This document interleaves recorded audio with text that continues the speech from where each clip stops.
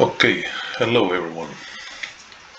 Let's solve the day 8 of the Advent of Code 2020. I am assuming that you have read the puzzle text. If you haven't done so, please put the video on the pause, go and read, and then come back and resume. We will save some recording time from that. The other preparation that I have done is that I have downloaded the puzzle input. I have it available here in my coding environment. So this is the input data here, and let's see what's going on here. So what can I say from this? One interesting thing is that today is really a great day here on the Advent of Code, because those who have participated in the previous year know from the experience that that it might turn into a sequence of further developments on the same things for days to come. A year ago there was also another kind of code interpreter that was developed every other day with new feature requests. So this is the place where code maintainability becomes a requirement. But anyways, let's start solving this. So we have given a task to interpret a sequence of commands with given specifications, and then let's start working on that. Here is also the problem that the story goes that there is some sort of a game console that is not booting up because of the infinite loop in the boot code, and we basically have to detect where is the point where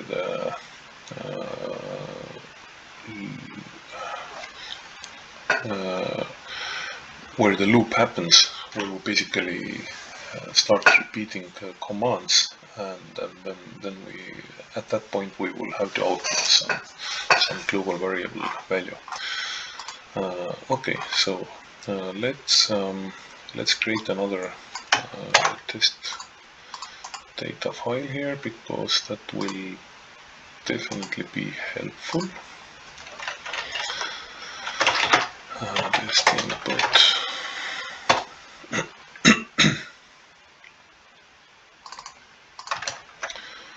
And I think there is probably again some empty line in the end.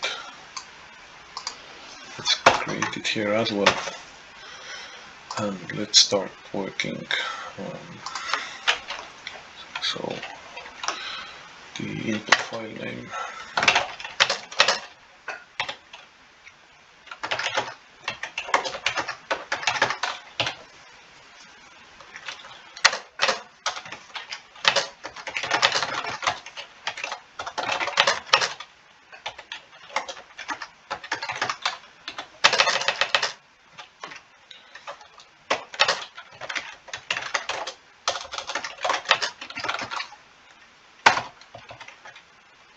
and we are in the beginning we are working with the test data, and let's read it into some sequential data structure. So we have to start parsing this thing command by command, so we don't have any vectorized operations here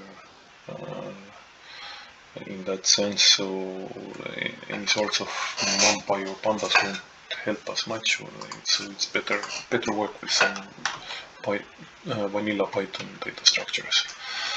Okay.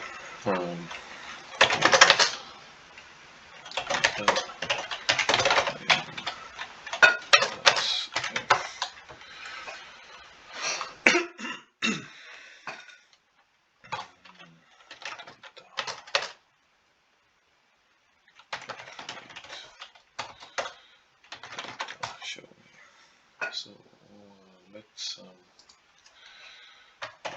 remove that last empty line right away. and then we need to split it by new lines, and then we will get it probably makes sense to turn this thing into tuples.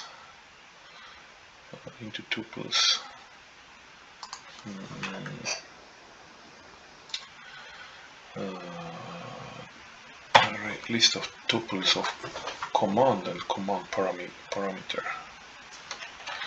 Okay, this can be achieved by some list comprehension for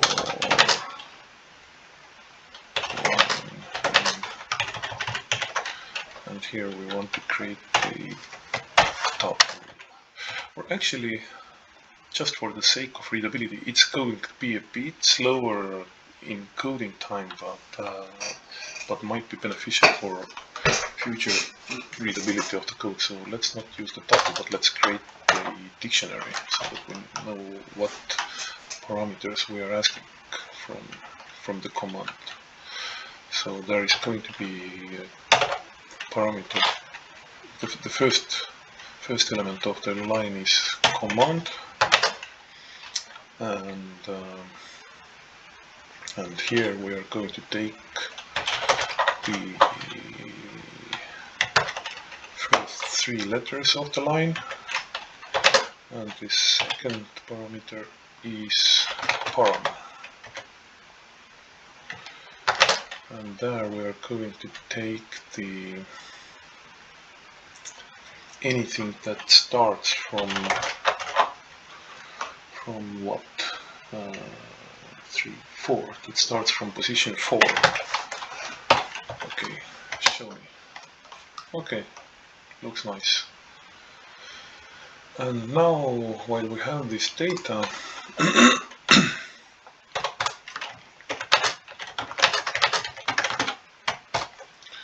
we are going to solve the part 1 of the day.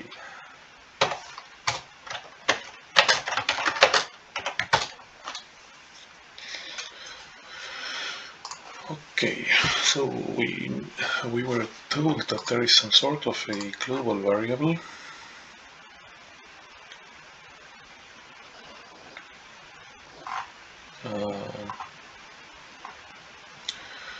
where was that?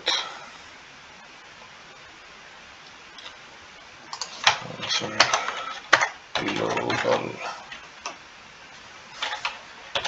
global value accumulator.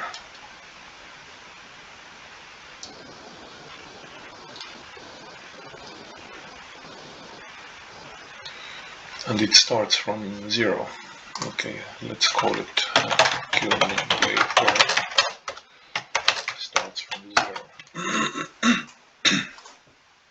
Then we're going to have a loop that will be an infinite loop. And we need to keep track, because we need to detect the infinity of the loop or repetition of the loop. We need to keep track on where we have been.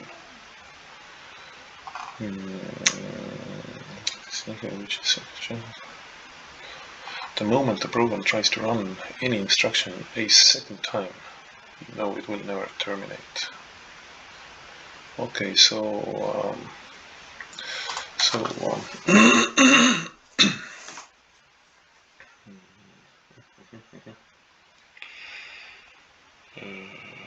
we need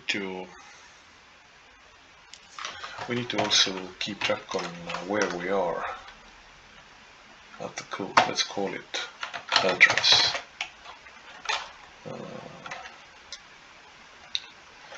It's going to be the current address.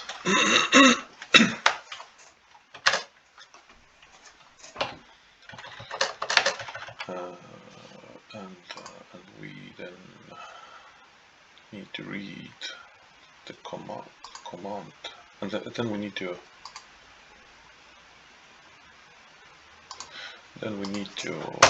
keep track on which addresses we have been at. in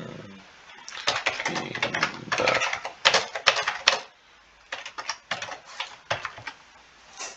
So the first step in the loop is that we will be there and current address. Let's just test for the moment.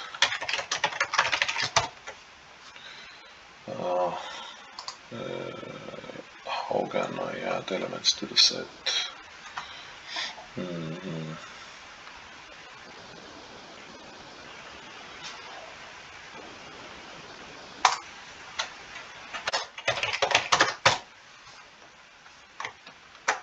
Add. Okay.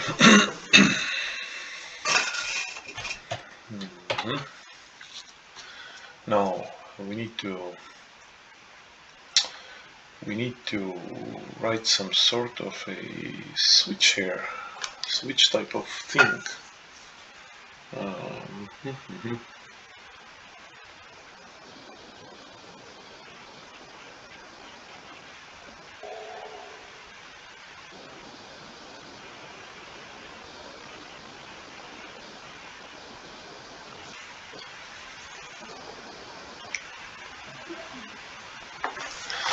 Let's create some sort of a switch type of thing.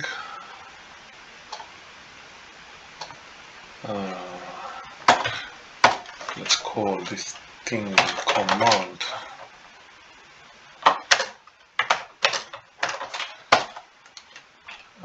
And then we have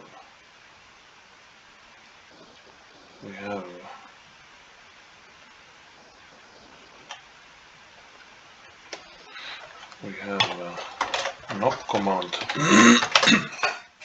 that will do nothing for us.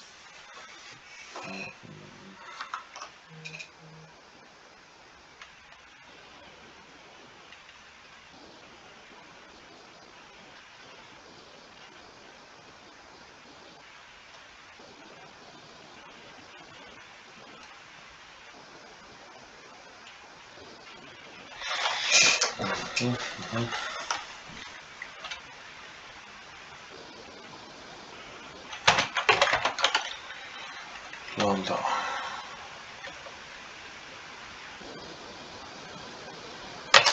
Let's give it current address.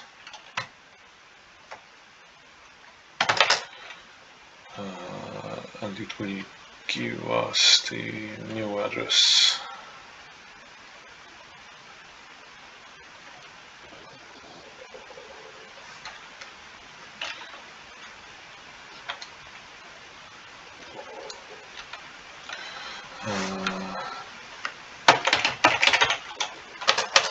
Address equals plus equals 1. Then we have. Okay, let's just test if it works.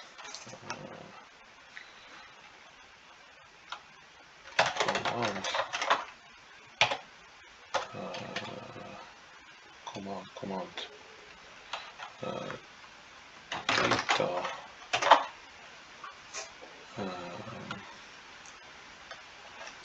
we want the data from the address, from that address, and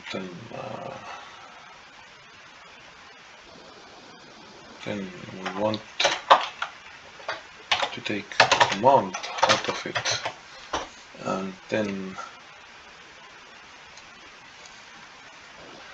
we want to give it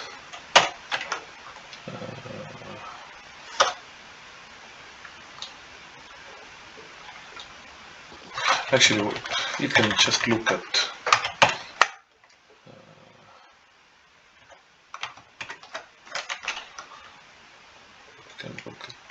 look at itself. So we want to take command out of it and call it.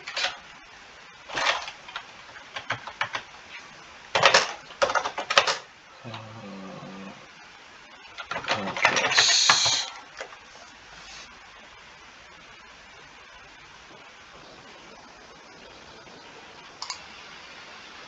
no. Yeah, address. Okay.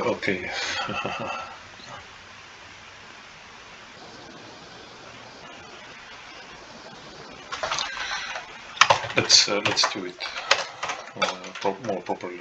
So current address, and then we need to just return a new address from here.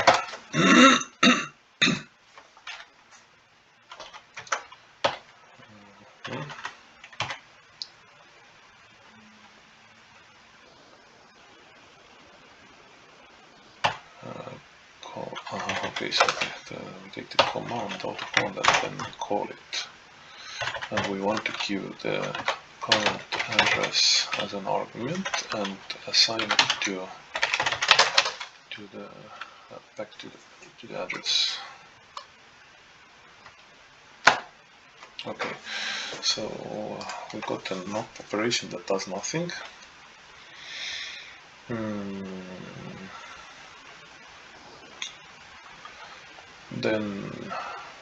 Then what?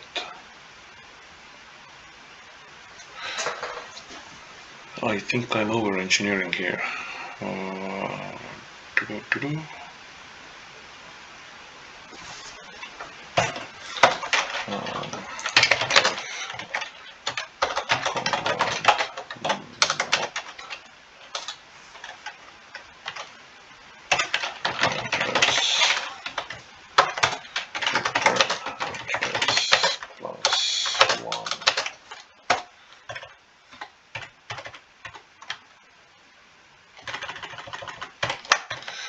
Because why I'm now refactoring it is that we are going to have some commands that are more complicated and it's easier to do them as proper functions, not just numbers.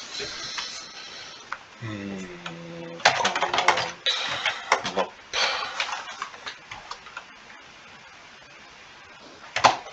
Okay.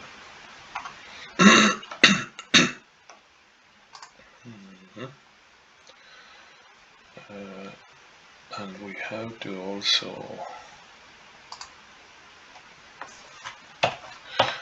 and there is also this thing if address in there, then we have to break, and we have to also output the later value, because this is going to be the answer for us. Now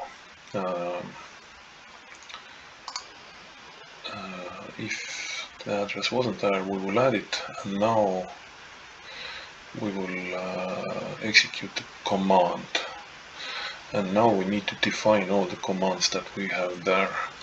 So NumPy operator got done. Let's add now the accumulator operator.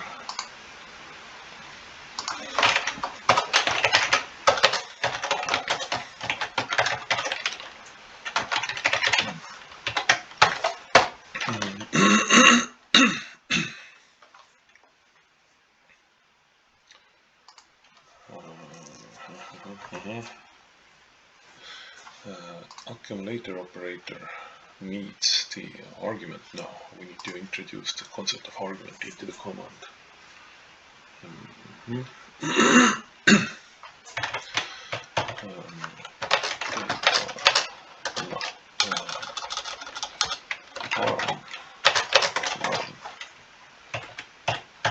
Here we need parameter.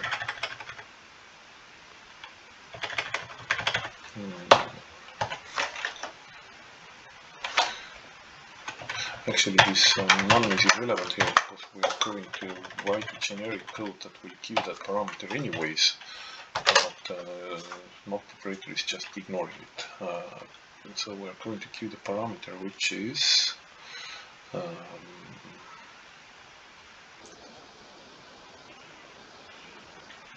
data address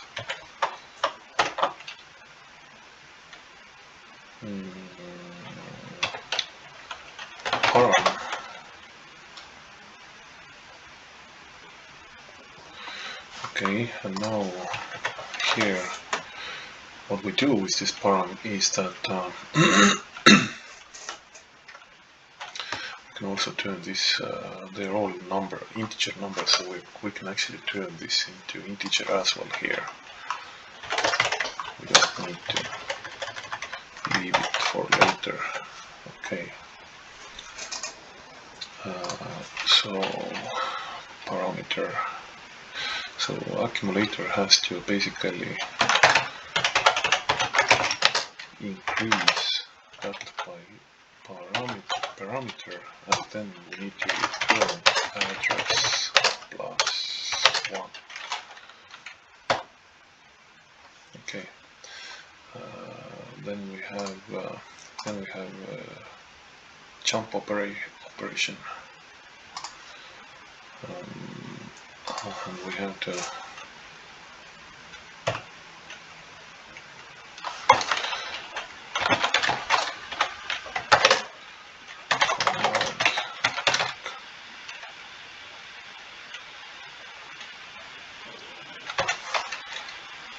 then we have jump operation.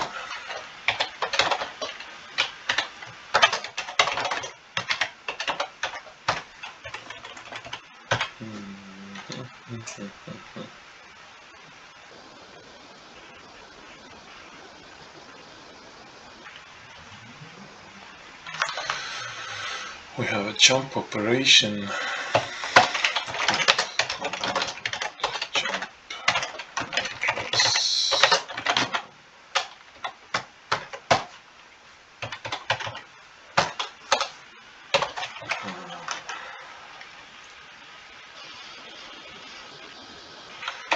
Return address plus parameter. I think we have everything in place now. 3 operators.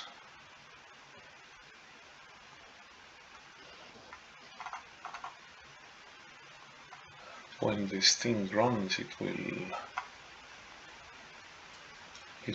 should print out the accumulator value, which is 5.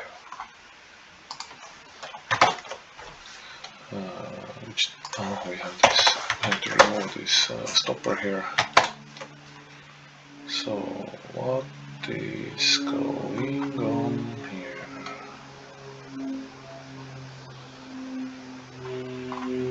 Accumulator.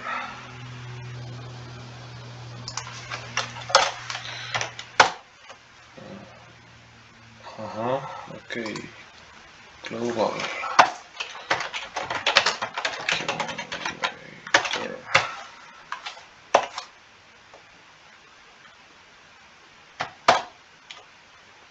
And we got this 5 here.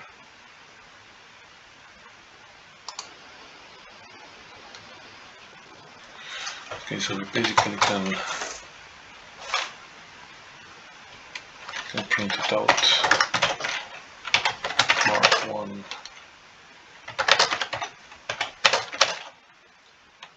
Accumulator. So let's try with the real data.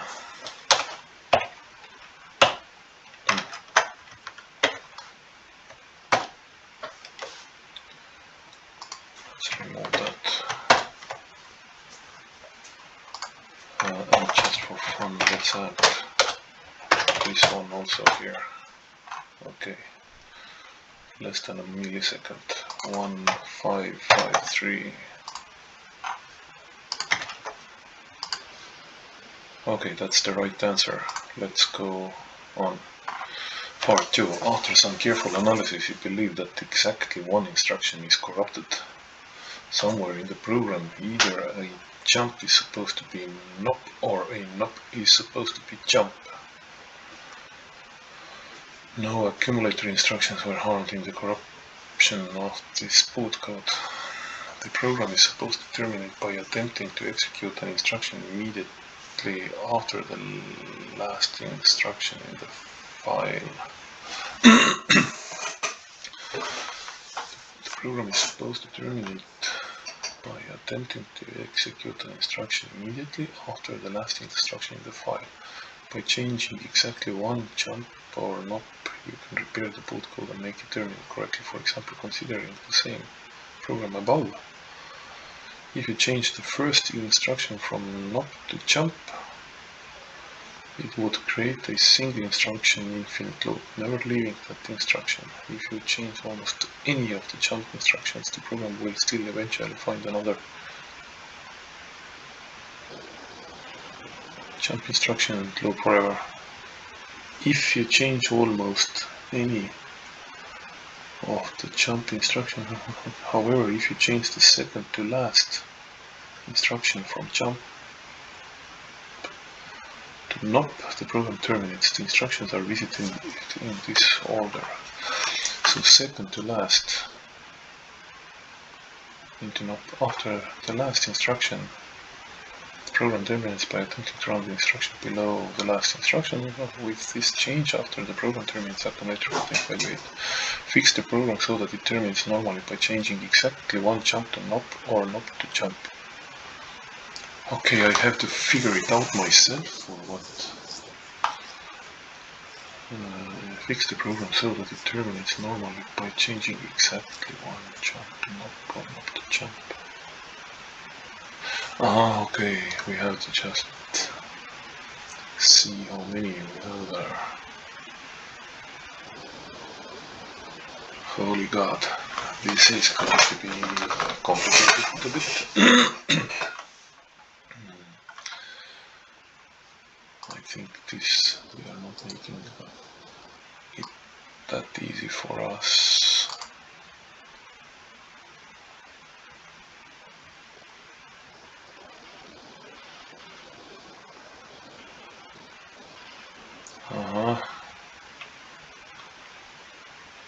Whatever comes here will go to the beginning.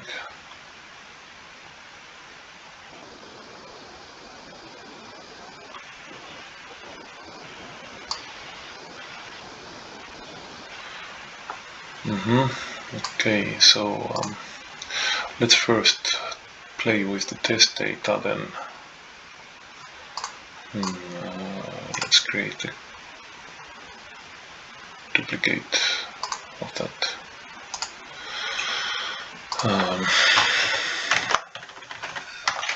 Part 2, and they suggested us to change the jump into NUP.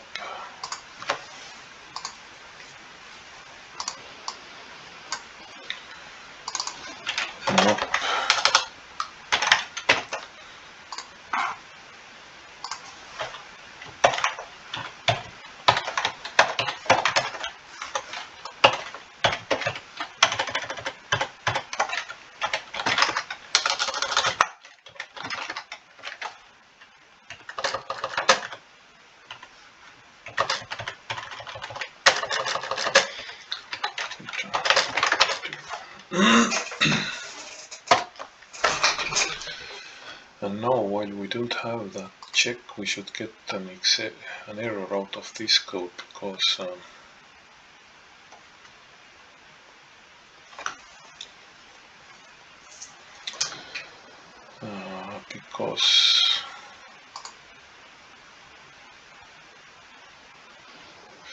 we are not testing properly the end condition here. So let's just for the fun of it, let's leave the part 1 solution as it is, and let's create a separate solution for part 2.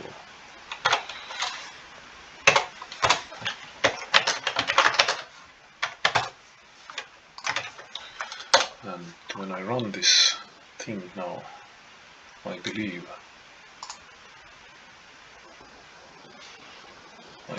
that I'm going to get an error here.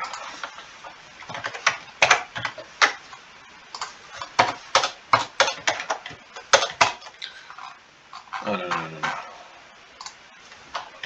Please.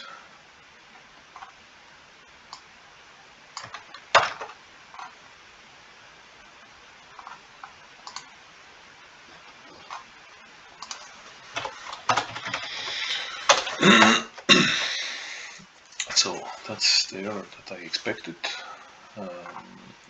We need to check whether the address is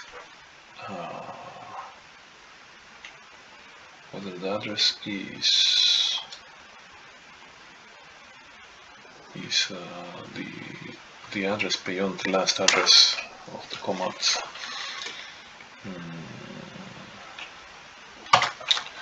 If address equals when data,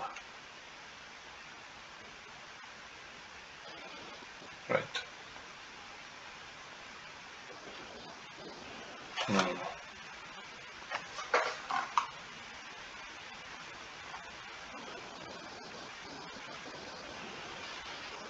Yeah, when data, then we will stop. And where did I? Sorry, I had to leave this this intact. Okay, and I needed to work with part 2. Okay, now we got that solved. So it is 8 as suggested. So test works, but the problem is that we need to work with the real data now, and there are lots of jumps and lots of nops. So we basically need to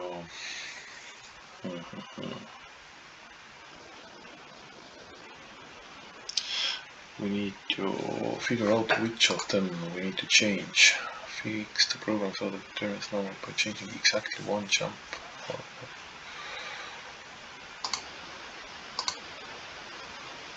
Okay, where do we have jumps? Where do we have nops?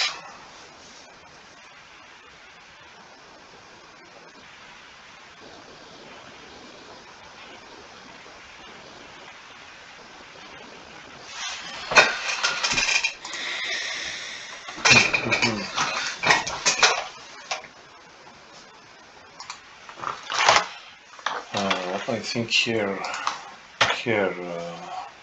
we still would benefit from Pandas.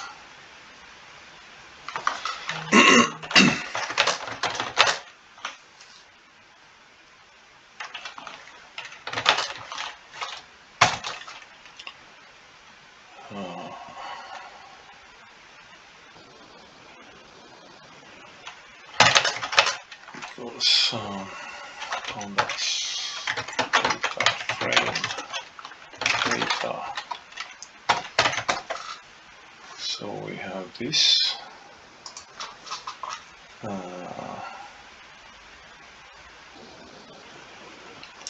And then we need to write some sort of a cycle over all the knobs and all the jumps.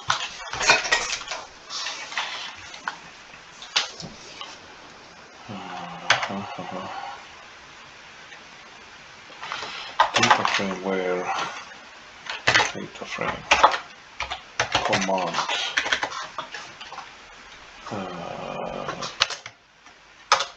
is in knob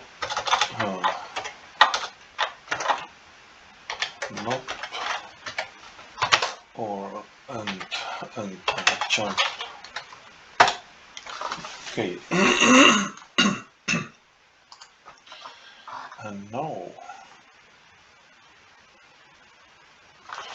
now we want to write a loop for index line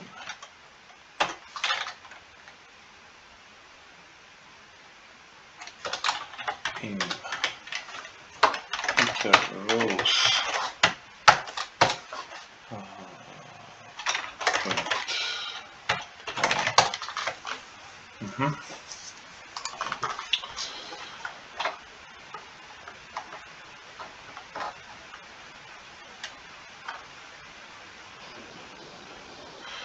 Now, what we want to do is that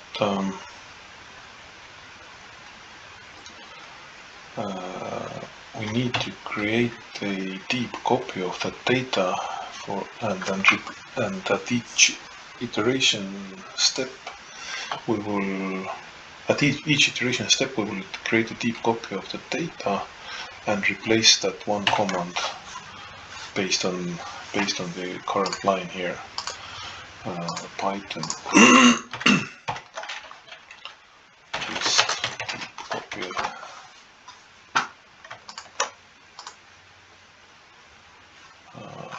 Deep copy.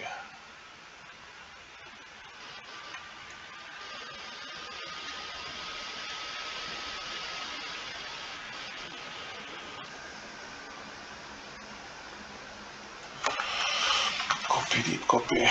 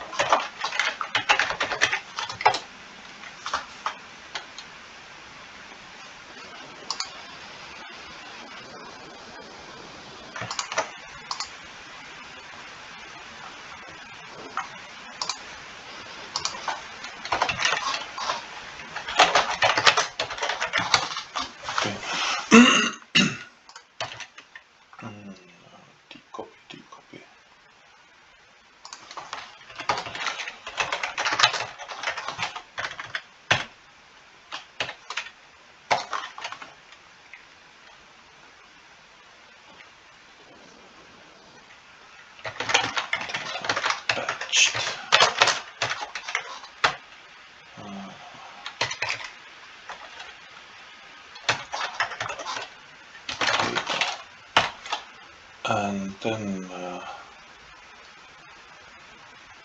what we want to do on the batch data at the position of index, we want to change the command in command equals jump.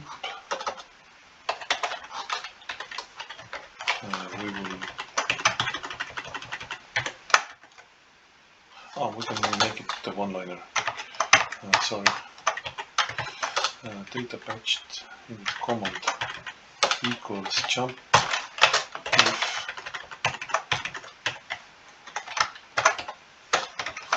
if it is not, else we will turn it into no. We have other commands as well. Then we still do it this way.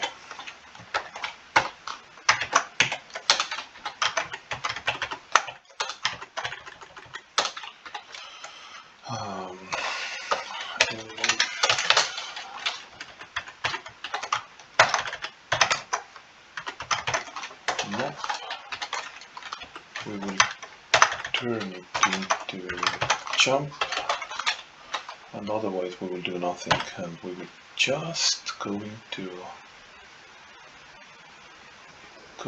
run this cycle now.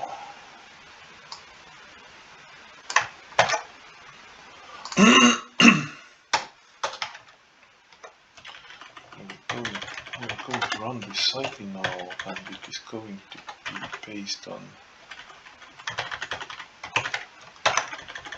the batch data. Actually, okay, let it be for a moment.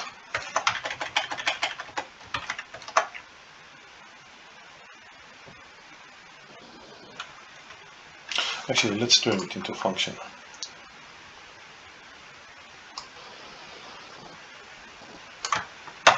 Let's turn it into a function.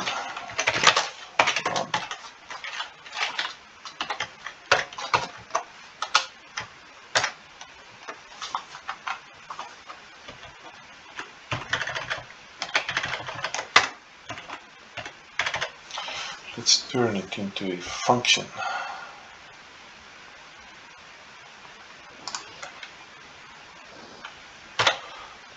Let's test it first separately,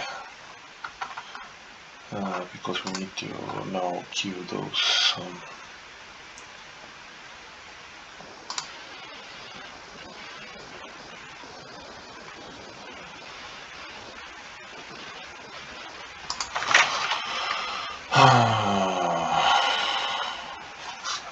address being there. What was the global thing? Global accumulator.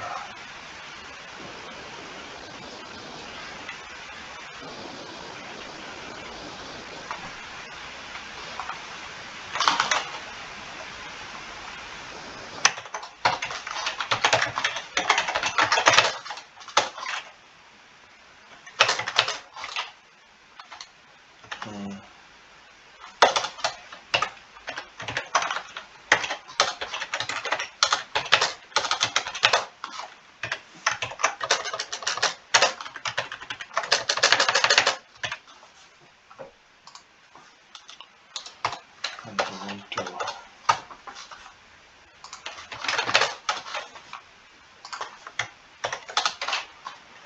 run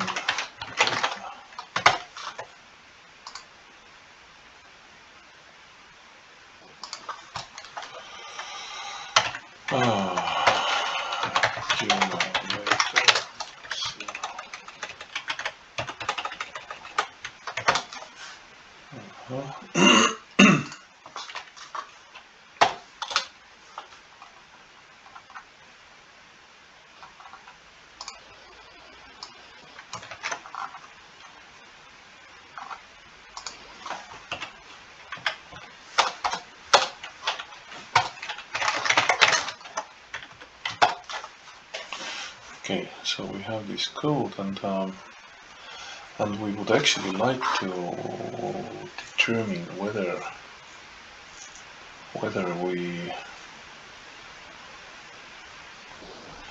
we terminate it because of a loop or not.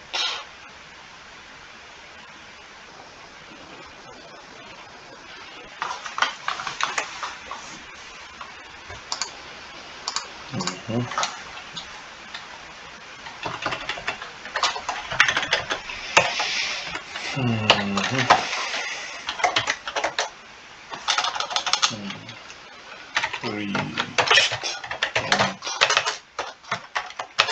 false.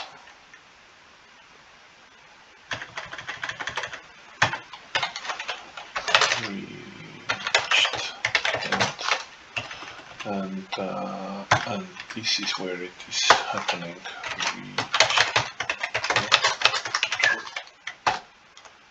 Okay. And now we are going to remove this mess from here. We are going to call that run. We give it patched data.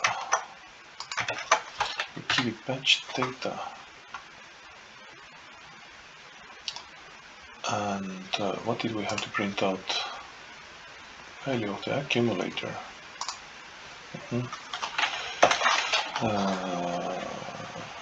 Results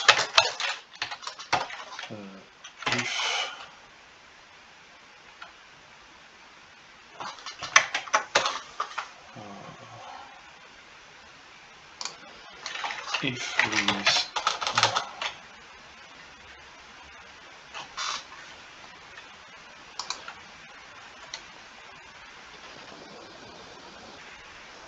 actually I don't need that. I can just check what the address is. Let's not load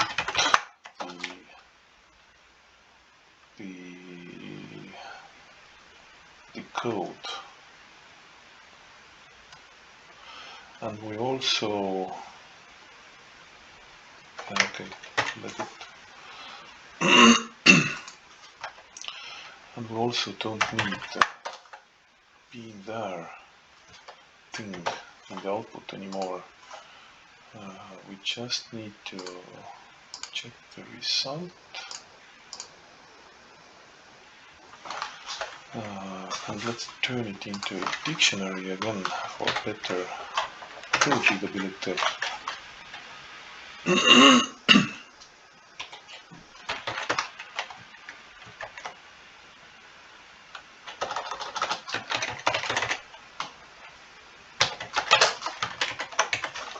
Address and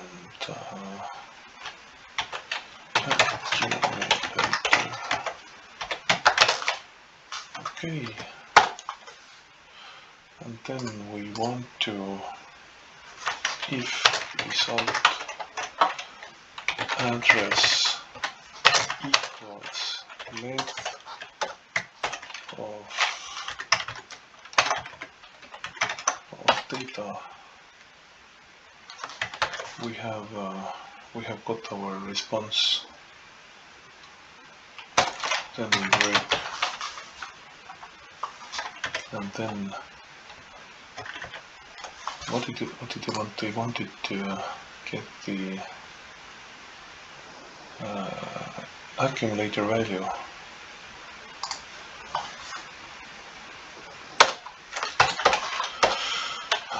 Print to result.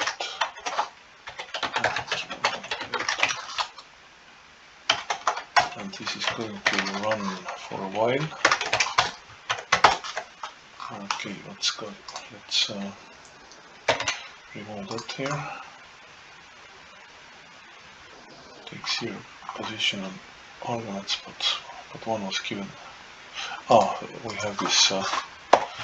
have this false relic here. Let's remove that one from here. So we need to rerun this and then run this. Okay, it seems that we have the working code now.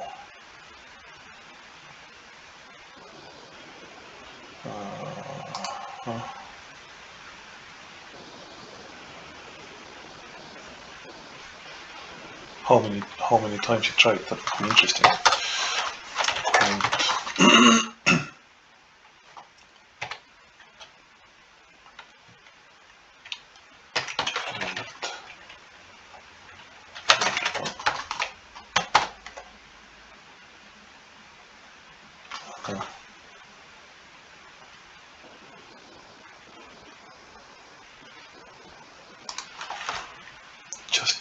Just for information,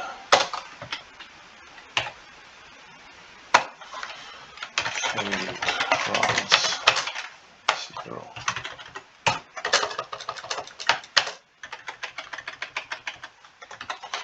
Failed runs plus equals 1.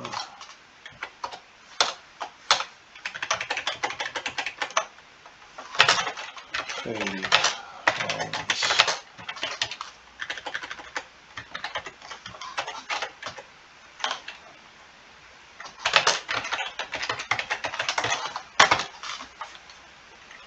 okay, and let's try with the real data now.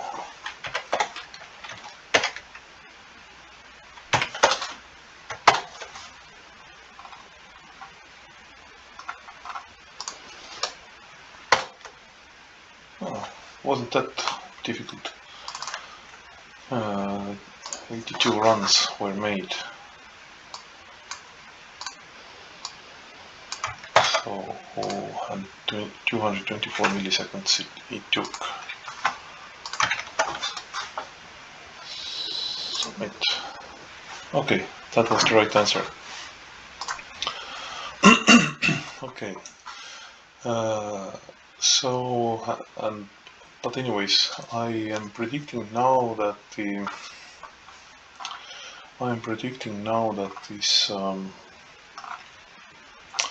this is going to be a recurring theme now, probably day after tomorrow or so. There will be another task that is going to elaborate on this. So I guess this is probably going to be some sort of a framework that we're going to work with. There will probably be more commands, more different parameters and stuff, and more complicated configurations of running those. I remember last year we had to basically run different virtual machines of those in parallel so that they had to communicate to each other and solve some puzzles in the end, which turned pretty cool and interesting. But let's see. Let's not rush at the moment too ahead. So let's see. But for today, we have finished. Maybe I will do some more screencasts. So, but meantime, take care of yourself and have a nice day. Bye bye.